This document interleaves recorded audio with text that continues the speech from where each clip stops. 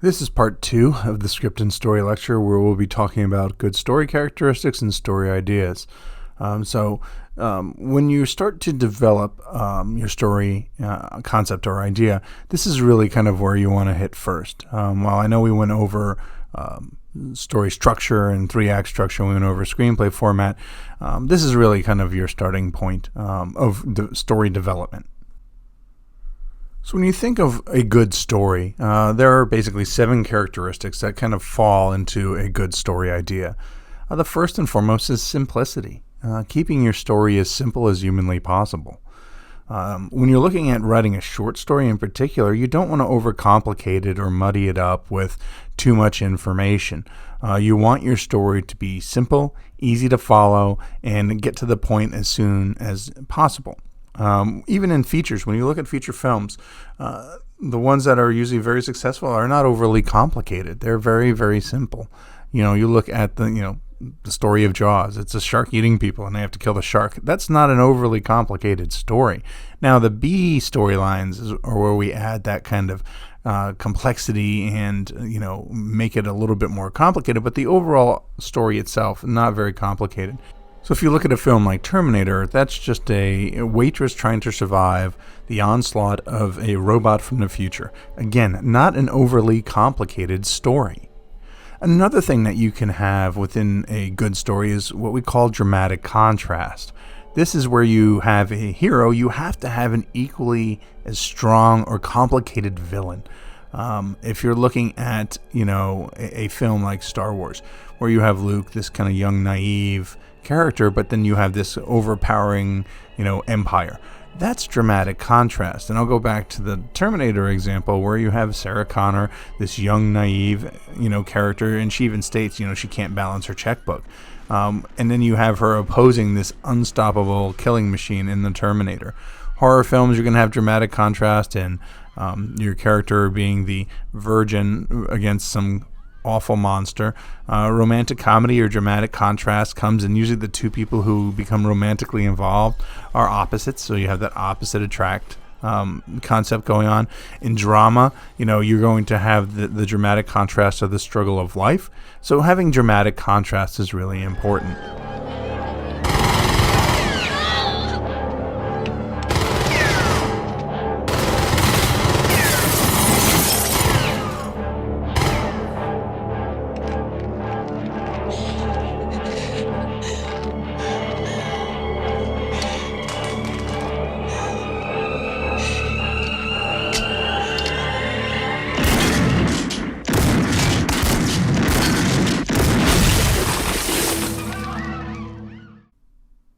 Another characteristic of good story ideas is the concept of humanism. What this means is you have to create characters that we as the audience can identify with. If we can't identify with them, then we're going to be disconnected from them and we're not going to feel for them on a journey. And part of whether you're telling a comedy, a drama, science fiction, horror, action, romance, it doesn't matter the genre, we have to identify and connect with the characters that we see on screen. It's of utmost importance that you do that more than anything. Because if I don't care about them, then I'm not going to want to sit through the story. I'm not going to care to get to the end. I'm not going to care what happens. When you look at modern horror films in particular, this is where they kind of falter, is we don't care. We see a character do drugs, we know immediately what's going to happen to that character. They're going to die. We see a character have sex, we know what's going to happen, they're going to die. When you look at horror films really from like the 70s, that's kind of my favorite period to look at. We actually care about those characters.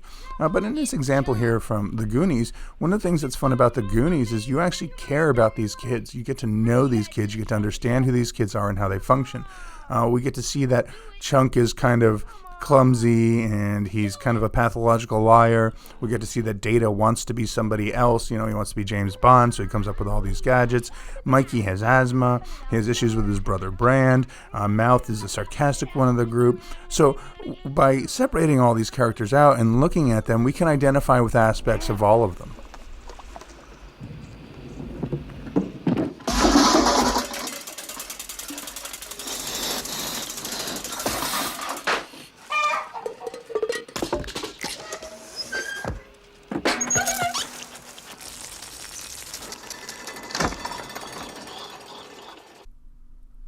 Writerly perspective is an equally important trait of a good story. Now, what this is really understanding your culture and understanding that as an audience, we want to see good moral decisions made by the writer and specifically by your main characters. So one of the things, easiest ways to kind of look at this is, when you have a bad guy, we as an American culture want the bad guy to lose. We want to see the good guy or our protagonist triumph over the evil that's laid in front of them. So writerly perspective is taking that concept and making sure that the audience is happy with the way that the story functions and the way that the story moves forward. In this clip from Gladiator, I'm sorry if I have to spoil a little bit of the end, but Joaquin Phoenix's Caesar character is kind of portrayed very heinously throughout the movie, and it only progressively gets worse as the movie goes on. That's good dramatic contrast between our protagonist. But what happens when you see that and how slimy he is and how he kind of injures Maximus towards the end of the film before they fight, seeing his demise is good writerly perspective.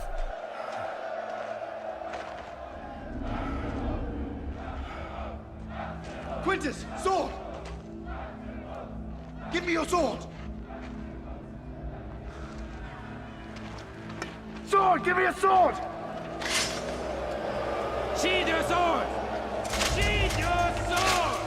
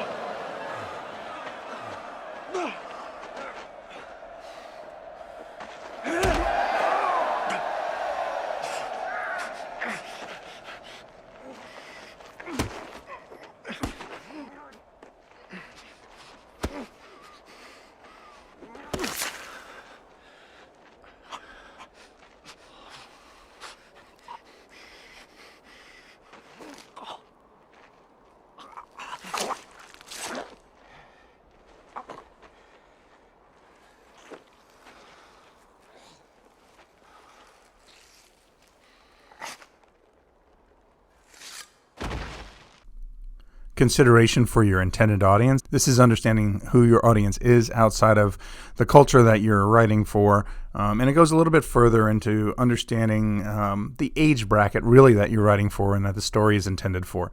So you typically have 3 age brackets that you're looking at. You're going to have adult, which is going to deal with thematic purpose and theme more specifically. You take a film like Boys in the Hood, that's looking more at African-American violence in South Central Los Angeles during the 90s than it is at gangs. It's more focused towards an adult audience. You take a film like Spider-Man Far From Home, that's intended more for a teenage audience. So when we say teen, we actually mean young adult. So that age bracket is from like 12 to your mid-20s, believe it or not, is what we usually consider that young adult. And it's that more popcorn flair, that kind of big summer blockbuster. And then you have, obviously, movies intended for children. Now, when I think of movies intended for children, over the years, we've seen kind of a large shift in how stories are told to children. When you look at early Disney films, those films are actually quite scary. They deal with death, they deal with violence, they deal with horror. And so when you look at those movies, they're scarier and they're trying to scare the child into understanding the morality play. We saw kind of a shift in the 90s and 2000s of movies for children to being both for children and their parents as well. You saw this really start to happen with the DreamWorks films, and specifically Shrek. You could almost kind of pinpoint it on Shrek, where there are more jokes, I think, in that film for parents than there are for kids. But understanding your intended audience is really important. In this clip from Hotel Transylvania, you can see straight away, what audience this movie is trying to hit. But it does have kind of some nice throwbacks to the Universal monsters and things that are intended for the parents as well. Plumbing issue. Plumbing? On it. Mr. Gooligan. There is a clogged toilet in room 348. It's okay, we all get stomach aches, Mr. Bigfoot.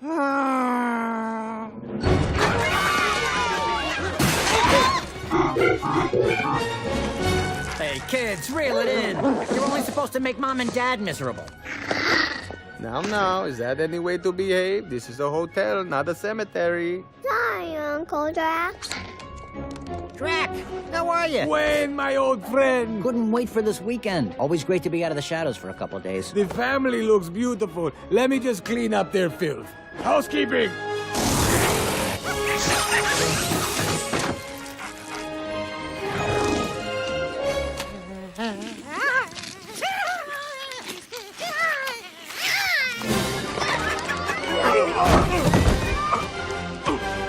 Frankie, my boy, look at you, still traveling by mail, Mr. Cheapo, huh? It's not a money thing. I have a plane phobia, okay? I mean, at any moment, those engines could catch... Fire! Yeah. Fire bad! We know. Augustus Porridge Head, come on! Does that look like Frankenstein's head? Hey, Drac, buddy, what's going on with your cape there? What do you mean? Hold it! Who pinched me?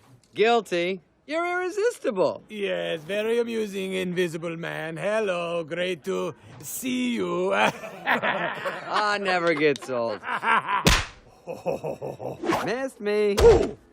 Miss me. Okay, you win. Hold this bacon. Why am I holding bacon? Ah! No, get him off!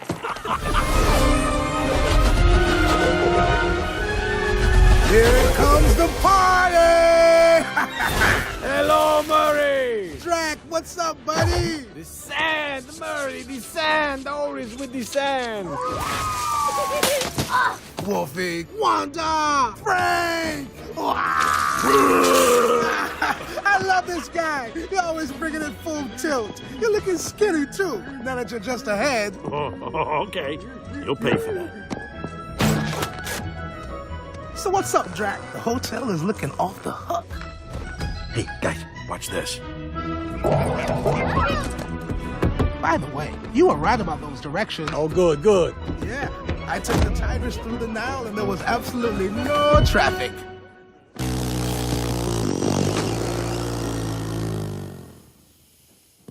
You're kidding me, right? In my lobby? Drac, I swear, man, I don't run like that. Housekeeping!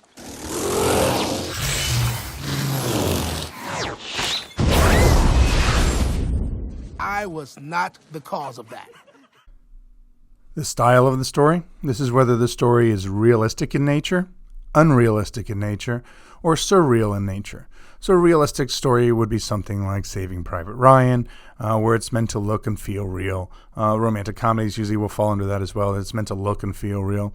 Unrealistic would be something like Star Wars, where it is intentionally unrealistic. Even though we can kind of buy into the characters and into the world, it's not something that resembles reality.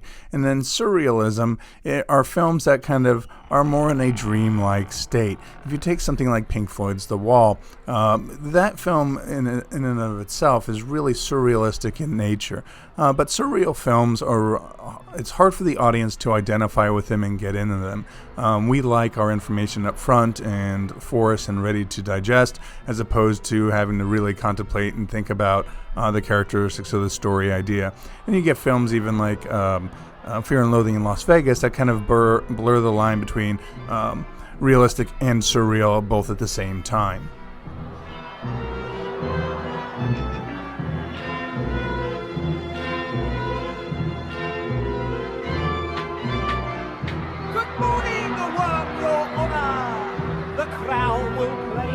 Show the prisoner the brow stands before you was caught red-handed showing feelings of an almost human nature. This will not do. For the schoolmaster, I always said it come to no good, get me and your honor. If they'd let me have my way, I could have bleed him into shape. But my hearts were tied, the bleeding hearts and artists lay out going.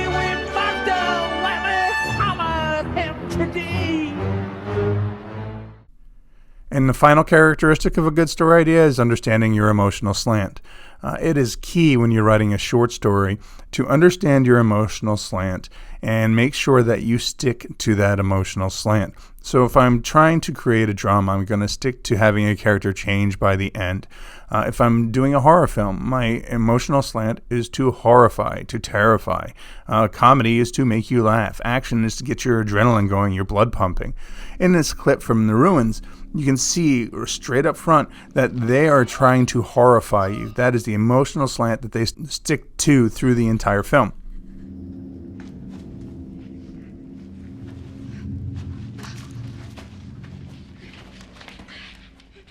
Let's just ring. Let me see. Yeah, it's cracked.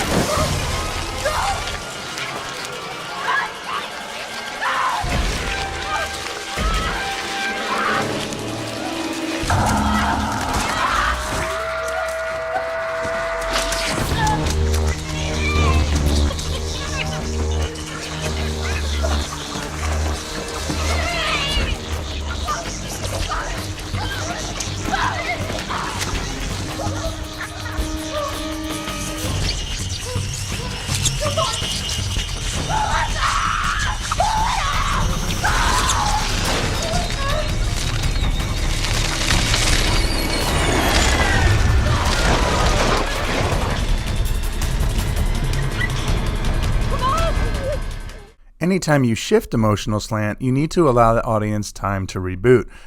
Some movies do this very well, where they'll, mix, comedy and action or comedy and horror, but they allow you time to reboot between each of the emotional shifts. Shaun of the Dead's one of my examples when I think of, the emotional slant, where they kind of don't do a good job towards the end of the film, where it goes from funny, and then becomes overly dramatic and then shifts immediately back to funny. It is hard for the audience to digest that, understand that, and comprehend that, and kind of shift those emotional planes back and forth. Now, where do stories come from, and where can we get ideas for stories? Well, there's a lot of different things. This isn't an exhaustive list by any stretch of the imagination, but, it'll give you kind of a starting point to start to thinking about things, and, where story ideas can kind of start and kind of grow from. One being personal experience. What things have you seen? What things have you experienced? What have you gone through in life? That's always a good place to kind of start. You can start to think of, the characters in your stories. Is it, somebody that you bumped into, somebody you went to high school with? I always enjoy the high school movies like Superbad because, it's I can connect with some of the experiences that those characters kind of go through, that kind of outsider, not very popular kind of character. I went through that, as a lot of people do, through different phases of high school. But you can use personal experience as a starting point for where you can kind of come up with story ideas. All right, that's good. It's hard to trace, I guess. Wait, you changed your name to McLovin? McLovin? What kind of a stupid name is that, Fogel? What, are you trying to be an Irish R&B singer? Oh, they let you pick any name you want when you get down there. And you landed on McLovin. Yeah, I was between that and Muhammad. Why the fuck would it be between that or Muhammad? Why don't you just pick a common name like a normal person? Muhammad is the most commonly used name on earth. Read a fucking book for once. Fogel, have you ever actually met anyone named Muhammad? Have you actually ever met anyone named McLovin? No, that's why you picked a dumb fucking name. Fuck you. Give me that. All right. You look like a future pedophile in this picture, number one. Number two, it doesn't even have a first name. It just says McLovin. What? What name? What name? Who are you, Seal? Fogel, this ID says you're 25 years old. Why wouldn't you just put 21, man? Seth, listen up, ass face. Every day, hundreds of kids go into the liquor store with their fake IDs, and every single one says they're 21. How many 21-year-olds do you think there are in this town? It's called fucking strategy, all right? Let's stay calm, okay? Let's not lose our heads. It's a fine ID. It's gonna work. It's passable, okay? This isn't terrible. I mean, it's up to you, Fogel. This guy's either gonna think, here's another kid with a fake ID, or here's McLovin, the 25-year-old Hawaiian organ donor. Okay? So what's it gonna be? I am McLovin. Another place is family members. I use family members a lot of times to populate second-tier characters, but one of the things I always regretted doing was not actually writing down all the stories that my grandmother would tell me. I wish I had. She was an Irish immigrant. She had immigrated to America with her family at a young age. Her husband was also an Irish immigrant. As were both my mom's parents as well. They were all Irish immigrants.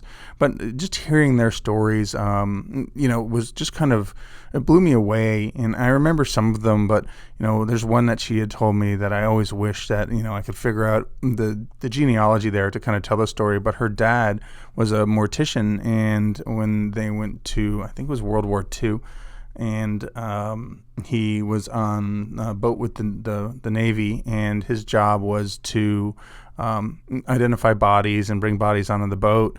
And one of the bodies that he actually brought onto the boat was his son, and he never knew his son had enlisted into the military or was fighting in the war. So, that to me is kind of an interesting story to kind of pull from.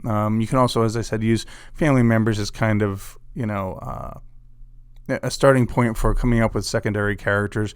Napoleon Dynamite, while I'm not a huge fan of the film, I do enjoy the family dynamic of the film and the way the family members come across. It's one of those things, one of my favorites is Uncle Rico, because everyone, has an Uncle Rico. You just don't really know that you have an uncle or an Aunt Rico.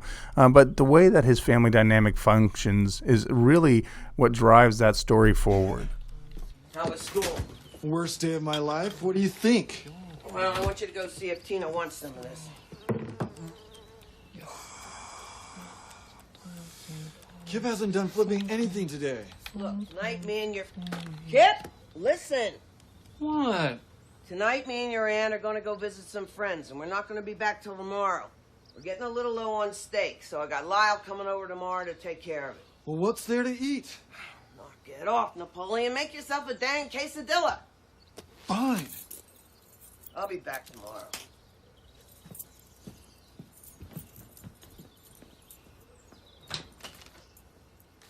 Stay home and eat all the freaking chips, Kip.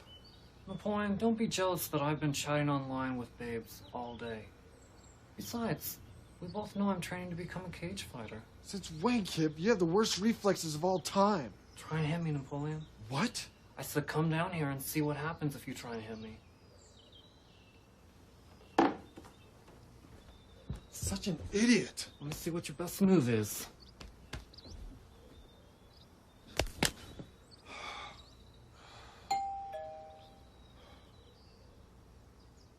I'll go get it. Jeez. You can also use story genres to help kind of formulate the story you're going to use. Each genre only has a certain amount of stories that are told. They're just changing the location, the characters, the situation. Horror genre has 3. You've got man fighting a monster, man being the monster, or man creating the monster. Those are your 3 stories that are told in the horror genre. So when you're looking at using a story genre for a short, you want to stick to that genre. You don't want to blend. You don't want to do anything over the top, but you want to stay within that genre and tell a story from that particular genre. Westerns have 7, as an example. When you get into feature-length films, you can see kind of a blending of genres, which is fun and can be a fun thing to do in a feature-length, but for a short, doesn't, again, really work well. One of my favorites is Cowboys and Aliens, where they take the classic Western genre and they blend it with the science fiction genre, where you have aliens and cowboys. It literally is what it says it is. It is based off of a comic book. So watch this clip from Cowboys and Aliens and see how they blend the 2 genres together.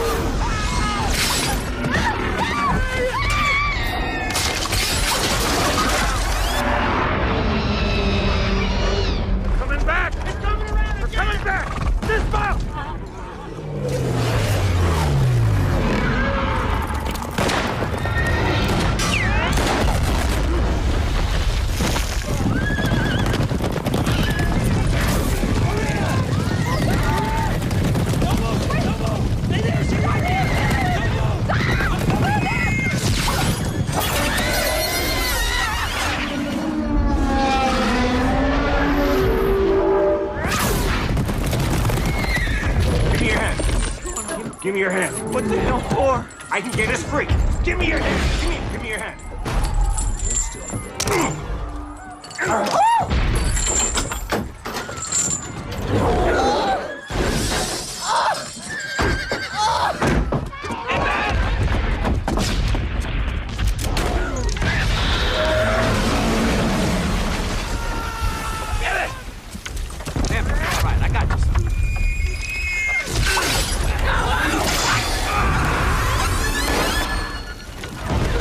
Your hand!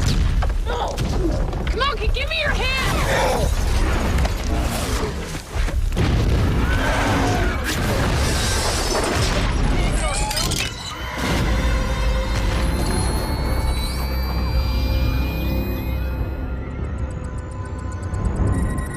What is that?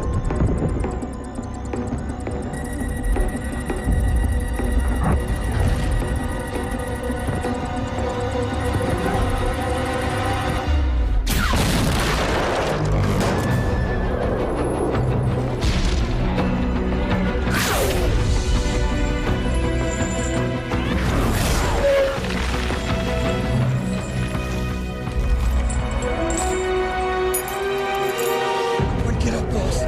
Come on, we gotta get out of here. Where's he? Come on out of there! I can't, Pops. I can't. Coward! He broke my...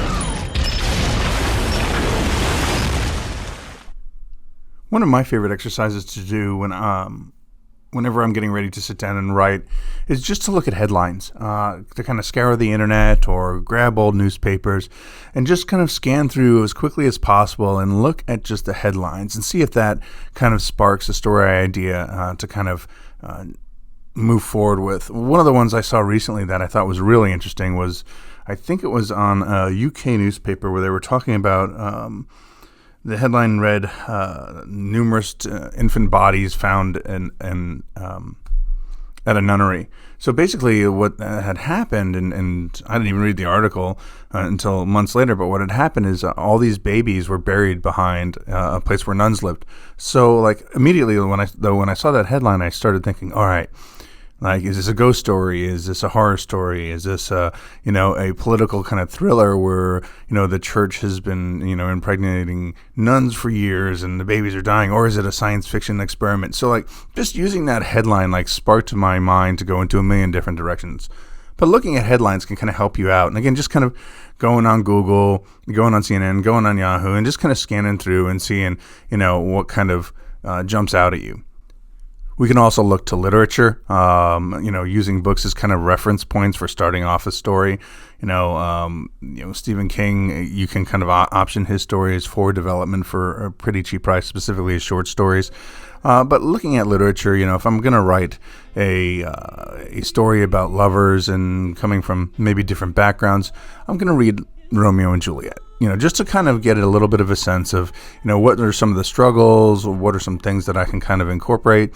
Now, I'm not straight up ripping off Romeo and Juliet, but I'm using it as a reference or starting point or an influence. Thinking of an interesting location, that can help you come up with story ideas. One of my favorite movies of all time is actually John Carpenter's The Thing. And one of the reasons I like the film is that it is, takes place at this research facility up in Antarctica. So, you've got this very blank canvas. It's very cold. They're isolated. So you're dealing with the paranoia. You're dealing with isolationism. You're dealing with the sense of loneliness out in the middle of nowhere.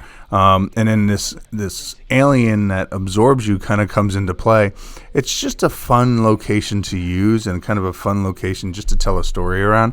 A lot of my favorite stories actually deal with one location as the primary location for the entire movie. Night of the Living Dead, Psycho, John Carpenter's The Thing would all be examples of where we're kind of stuck in this one location the entire time. But location can help you come up with a story idea. Because once you start to do research on a location, what you'll learn is what things happen in that location, what are the people like in that location. So it starts to give you a lot of information to develop your story moving forward.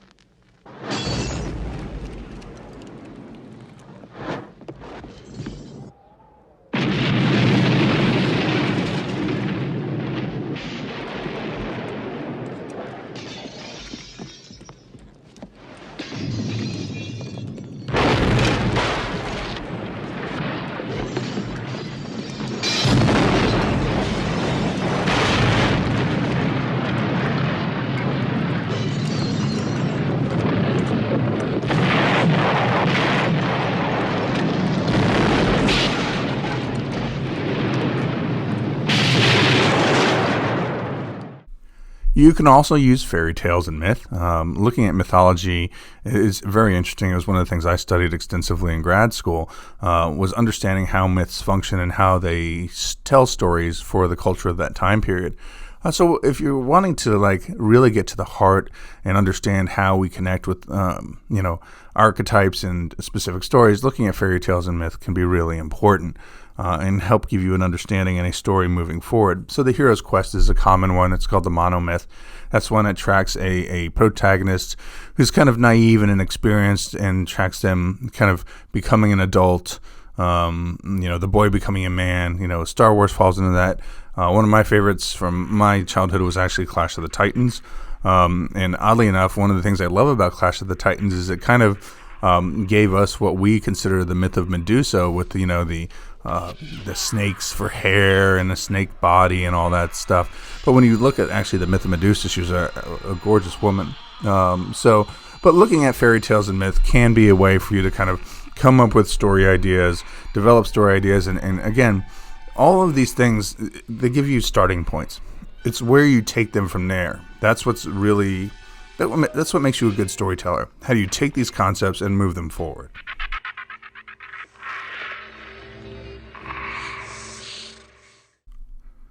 You can also look at comic books. One of the things that's fun about comic books is it's really kind of been pushed into our culture over the last decade or so, with the Marvel Cinematic Universe in particular. But comic books have, those kind of true and tried archetypes in them. And there's a lot of different comic book stories out there. There isn't just Marvel and DC. There's a lot of secondary publishers, a lot of comics that are kind of lower down the kind of the tier or independent that you can look at and kind of come up with story ideas or character ideas. I thoroughly enjoyed kind of, growing up, the character of Daredevil. Now, for the reason that I grew up in a Roman Catholic Irish family, my grandpa lived in Hell's Kitchen, so I was able to identify with that character quite a bit growing up, and just how he wrestles with Catholicism and what he does at night and what he does with criminals. Another one that I thoroughly enjoyed was actually The Crow. Now, The Crow was one of my favorite comic books. I was kind of going through that angst time in my life. Industrial music was becoming a thing, and finding that comic book, kind of gave me this character who is brought back to life to avenge the death of his fiance. It has this kind of grunge alternative look to it. So looking at comic books is one way that we can look at stories and come up with story ideas, or even just look at them for the archetypes and see how villains are created or how heroes are created.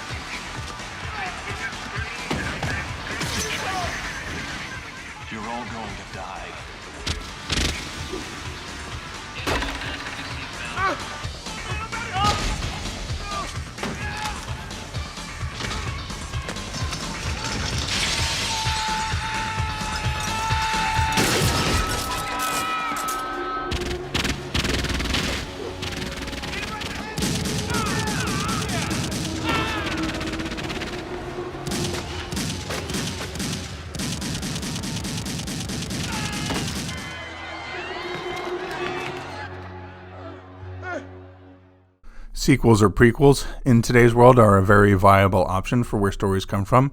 In this class, obviously, I don't want you, creating a sequel to Star Wars or a prequel to Star Wars, but it is a place where we do see stories come from. And the reason that we're seeing more and more sequels and prequels and reboots is that there is an established audience. It doesn't matter how many Friday the 13th films that are made, people are still going to go see them. It doesn't matter how many Batman films are made, people are still going to go see them.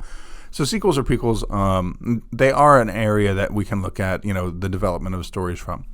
Now, with sequels and prequels, a lot of times filmmakers will kind of pay homage to other films through kind of their own. I'm just going to postulate this out there for you.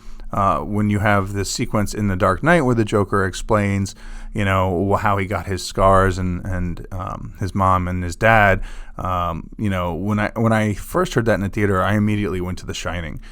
So just kind of watch this clip, and I'm going to see if I can overlay The Shining over it as he explains kind of what happened and how he got his scars. You want to know how I got these scars?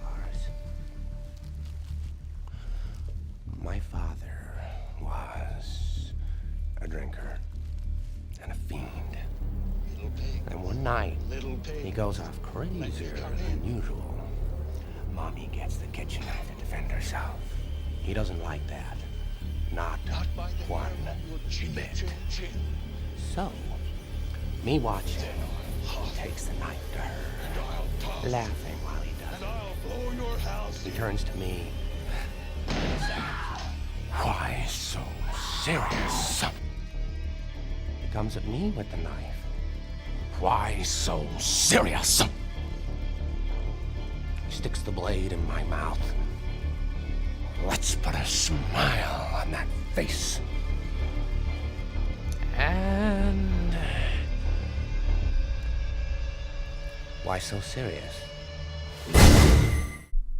You can also use historical events as an example. And this kind of goes, I guess, in lieu with headlines, but looking at historical events, analyzing the historical event from kind of a modern viewpoint. You've had, in recent memory, Dunkirk is a good example of looking at a film, a historical event film, but, still kind of making it interesting and palatable for the modern audience. You've had Spielberg's Lincoln recently as another example, but looking at historical events and kind of questioning those would be kind of a fun thing to do, from a story perspective. You can also use images. One of the things I urge students to do in any of my writing classes is to keep basically a small notebook where they can go ahead and, whenever you have a dream, write down your dream. That is, for me, a wonderful starting point for coming up with any story idea. So what I do when I fill up those notebooks is I actually rip all the pages out, fold them into little things, and I put them in a fishbowl. I call it the fishbowl exercise.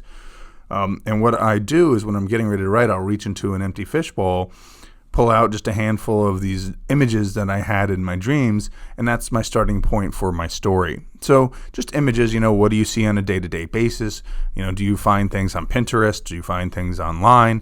An interesting image. And then you start to ask the questions. What's going on here? Who's there? What happened to get these people there? So images can be a very powerful way for you to come up with stories. And that does it for script and story part 2. Good story characteristics and story ideas. Make sure you move on to the script and story learning exercise.